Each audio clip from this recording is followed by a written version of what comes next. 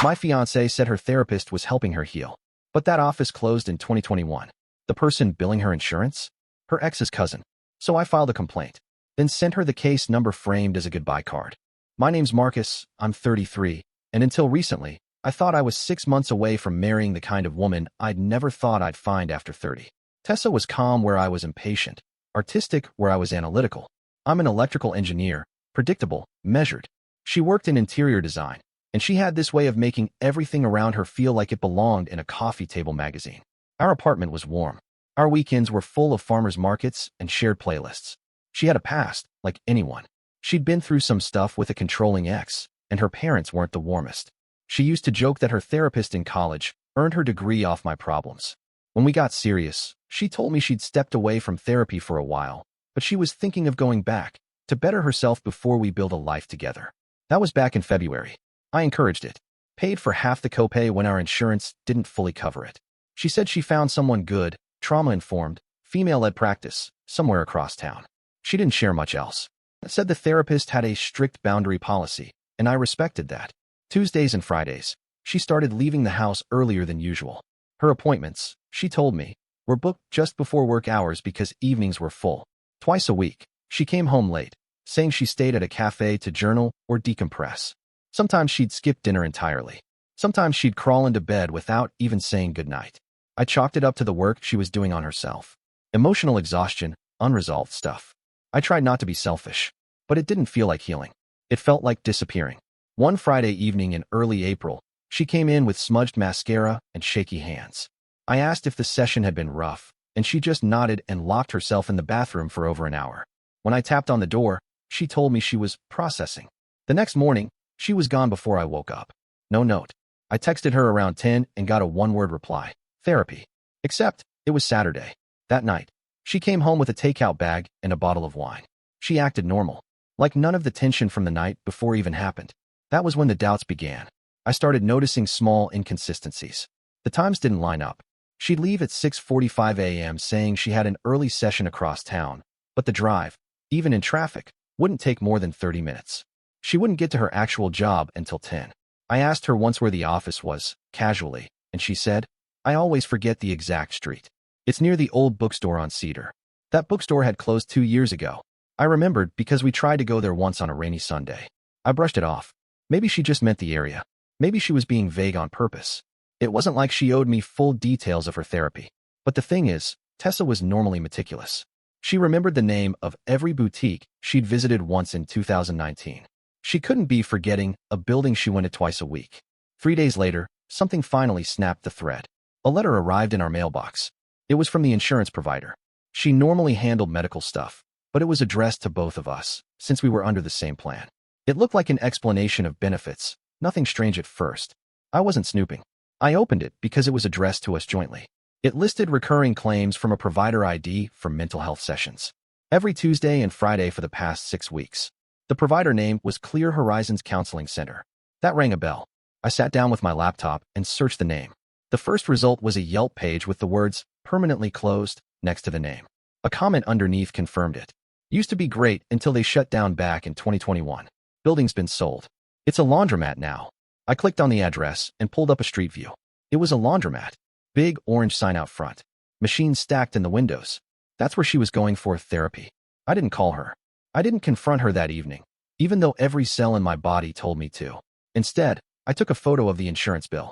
I copied the provider ID. I wrote down the address. Then I started looking through our shared calendar, checking every therapy date against her commute logs and the GPS app we used when we were first dating, Life 360. We hadn't disabled it. She probably forgot we still had it running. I opened the app, checked her location history from last Friday. She'd pinged near Sandbrook Drive, not Cedar Street. Sandbrook was 40 minutes away from downtown and had no commercial offices, just residential homes and a few duplexes. A neighborhood. That's where she was healing. I zoomed in on the house. Front porch, blue SUV in the driveway. I took a screenshot and stared at it for a while. Then I closed the app and backed away from my desk. That night, she came home humming, carrying 2 bakery bags. She kissed me on the cheek and said she was making progress. I nodded. I told her I was proud of her. Inside, something cold had started to settle. And I wasn't proud. I was starting to think the person sleeping beside me was no longer someone I truly knew. I'm not the confrontational type. I wasn't going to start shouting or demand answers that I wasn't ready to hear. I wanted to be certain. If I confronted her and I was wrong, if there was some bizarre, legitimate explanation for this, I'd be the one who destroyed our relationship. So I kept my mouth shut and kept digging. The provider ID listed on the insurance claim was still active, which was strange since the office had closed. I figured the ID might have been reassigned. I called the number on the insurance EOB and got a generic voicemail.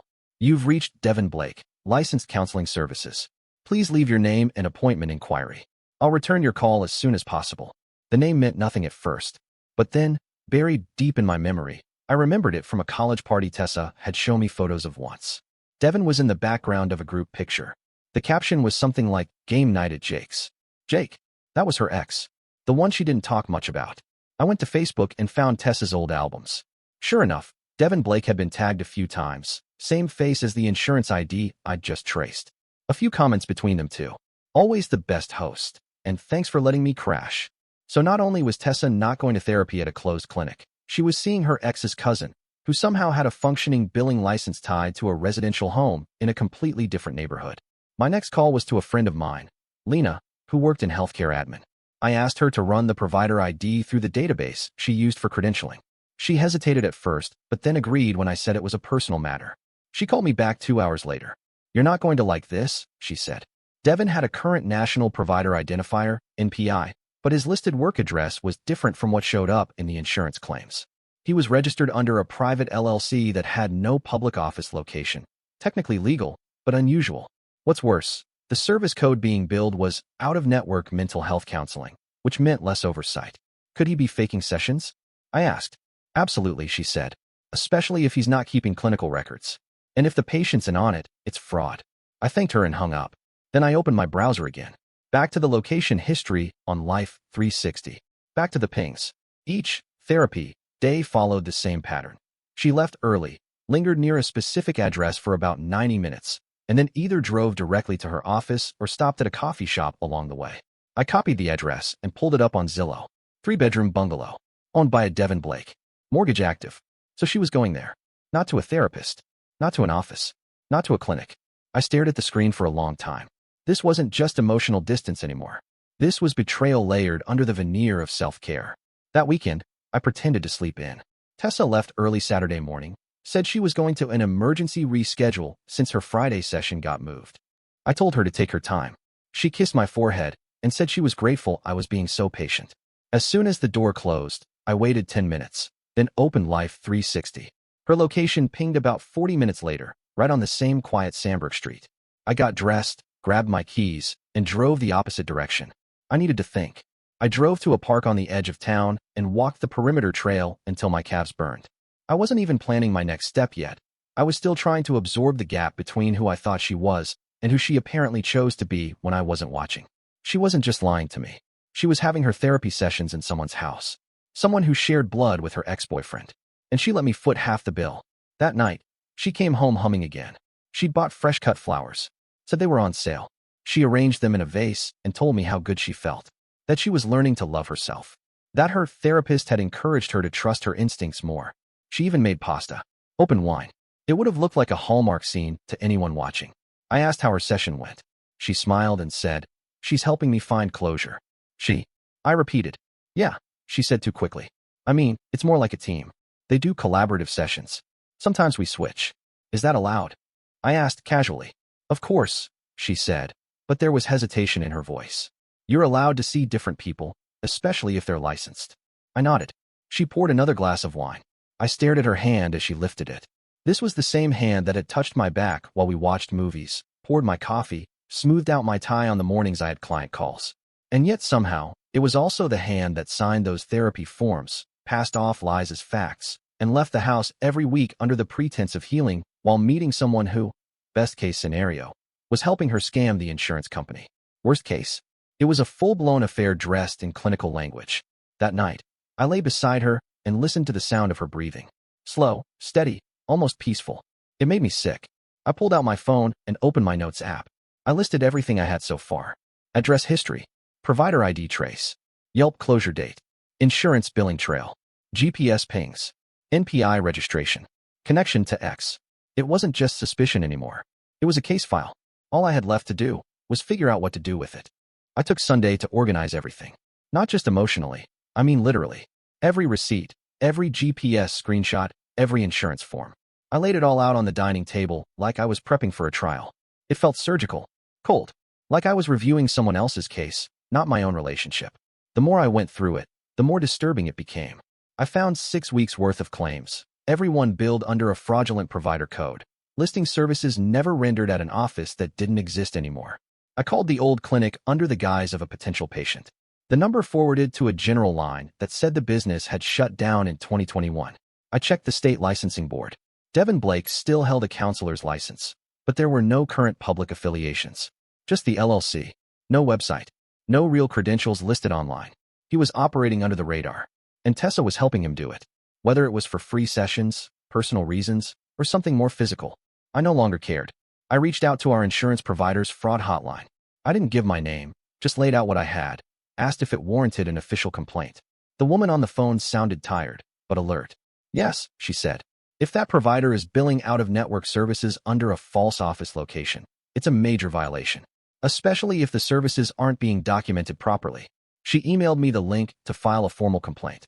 It asked for names, NPI numbers, incident dates, and any supporting evidence.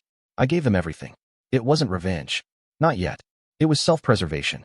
By Monday, I had a case number, 5471-2H. There was a surreal sense of calm in my chest when I read the confirmation email. Like closing a door you didn't realize had been cracked open for months. Tessa left early that morning. Said she had a new breakthrough coming and didn't want to be late. She kissed my cheek and took her favorite stainless steel tumbler filled with the coffee I made.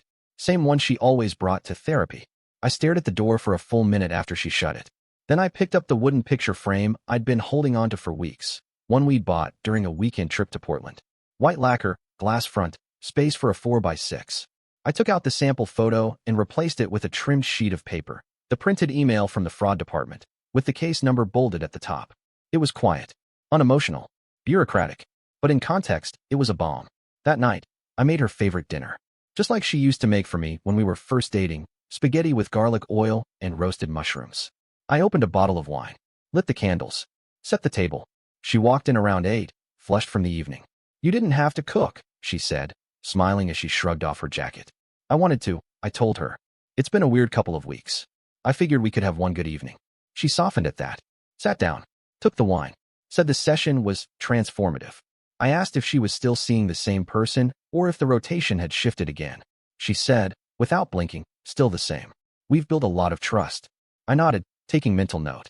After dinner, I handed her a gift bag. Anniversary's coming up, I said. Thought I'd give this to you early. Her eyes lit up. She opened the bag slowly, savoring the moment. Inside, wrapped in soft tissue paper, was the frame. She pulled it out, confused at first. Then she looked closer. Read the paper. Paused. Then blinked, hard. What is this? I took a sip of wine. That's the case number I filed with our insurance company's fraud division.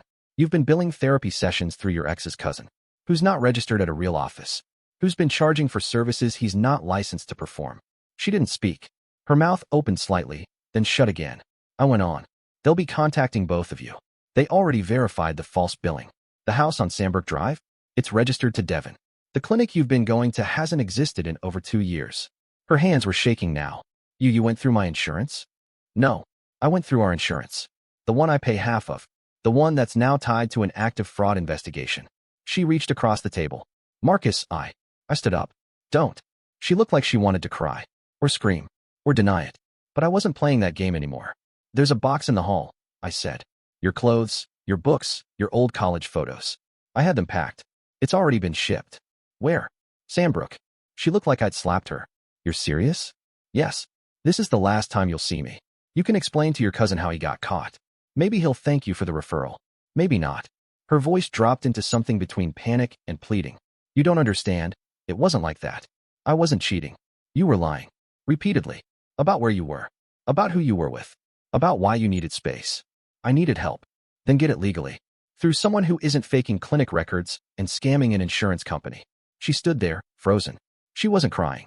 She wasn't yelling. She was cornered. And I was done giving her an exit. I picked up my keys. Walked past her to the door. And before I left, I said one thing. Healing doesn't require hurting someone else. Then I shut the door behind me. I didn't go far that night. I checked into a small motel 2 blocks from my job. Clean enough. Quiet. The kind of place nobody would think to look. I needed space. Not to sulk, not to wallow, but to breathe like myself again.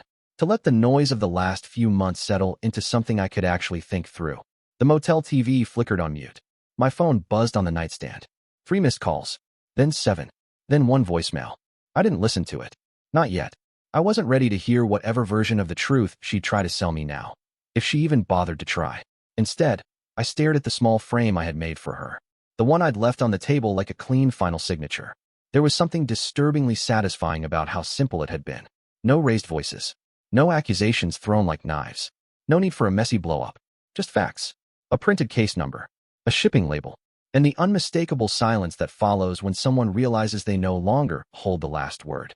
By morning, the voicemail count had jumped to 15. I skimmed the text log. Please call me. I didn't mean for it to go this far. You don't understand what I was dealing with. It wasn't just about him. Not one message said, I'm sorry. Not one said, I know what I did was wrong. That told me everything I needed to know. I returned to the apartment briefly that afternoon to grab the last of my things. She wasn't there. Either she was too ashamed to face me, or, more likely, still scrambling to do damage control with Devin. I noticed she'd taken down the anniversary card I left. The frame was gone from the table. But on the kitchen counter, beneath her keys, was a small envelope. My name written in sharp, nervous handwriting. Inside was a handwritten note. I never planned for this to spiral. I just needed someone who knew the history. Someone who didn't ask questions I wasn't ready to answer. I didn't cheat on you. But I lied. And for that, I know I can't fix what's broken. You deserved honesty. I gave you excuses. I'll sign whatever you need. Just tell me if there's a way back. There was no return address. No apology. Just a blur of rationalization trying to pass as remorse. I folded the note once, slid it into the trash, and picked up the last duffel bag by the door. The fallout came quicker than I expected. 2 days later, I received an official email from the insurance provider's fraud division confirming the case had been escalated for formal review. They'd verified the claim inconsistencies and identified multiple billing violations. A line from the email stood out. Per legal review, the identified provider is under preliminary suspension pending investigation and may be subject to retroactive penalty or license revocation. I forwarded the email to my personal archive. I didn't smile, didn't feel vindicated, but I felt clean, like I'd stepped out of a house that had been quietly leaking gas for months without anyone noticing. Tessa never followed up. She didn't send a second letter. No apology email. No friends reaching out on her behalf. It was as if she understood that what she'd destroyed wasn't just trust, it was reality. She'd built a careful little narrative, therapy sessions, self-healing, late-night journaling. All of it wrapped in the language of growth and boundaries. But it was hollow, built on someone else's couch cushions, someone else's billing ID, and someone else's house. She could keep it. 1 week later, I stopped by the post office to confirm the package I'd sent had arrived. The woman behind the desk scanned the receipt and nodded. Delivered. Signed for. Name? I asked. She looked at the screen. Devin. I gave a quiet laugh and thanked her. On my way out, I passed a card rack by the door. Bright colors, glittery fonts, folded paper reminders that people try to package meaning into tidy lines. One caught my eye. Black and white. Clean. No flair. The front read, "Thank you for the clarity." I almost bought it. Not for her, just for myself. That night, I sat on the motel bed, sipping black coffee out of a paper cup. My phone buzzed one last time. Unknown number. No voicemail this time. I stared at it until it stopped. Then I powered the phone off and set it face down on the desk. I didn't need a message. I had my answer. And I'd already sent hers, framed, labeled, and documented. Case closed. And that's the story. If you're still here, that means you're one of us. So go ahead, hit that subscribe button. I drop new chaos every single day. And trust me, tomorrow's story, it's even worse than this one.